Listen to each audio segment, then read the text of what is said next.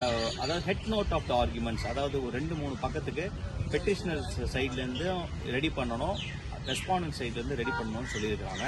இன்டர்வென்னர் இருந்தாருன்னா அவங்களும் இந்த பெட்டிஷனருக்கு ஹெல்ப் பண்ணலாம்னு சொல்லியிருக்காங்க.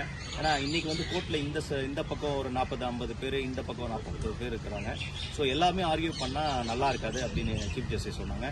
அதே மாதிரி இவங்களோட ஹெட் நோட், அதாவது short note of argument petitioner தரப்புலேருந்தும் ரெஸ்பாண்டன்ட் சைட் தரப்புலேருந்தும் ஷார்ட் அவுட் ஆஃப் ஆர்குமெண்ட்டை எக்ஸ்டெண்ட் பண்ணணும்னு சொல்லியிருக்காங்க. ஸோ நாளைக்கோ சாட்டர்டே சண்டேக்குள்ள 2 பேரும் ஹெட் நோட்ஸ் ஷேர் பண்ணணும். ஷேர் பண்ணதுக்கப்புறம் அது ஹியர் பண்ணுவாங்க. 2 hours, அதாவது 2 மணி நேரம் பெட்டிஷனர் சைட் தரப்புக்கும் ஹியர் பண்ண கொடுக்கப்படும், ரெஸ்பாண்டன்ட் சைடு ஹியர் பண்ணக்கு கொடுக்கப்படும். So you maybe interim stay பெட்டிஷனை ஹியர் பண்ணுவாங்க முதல்ல.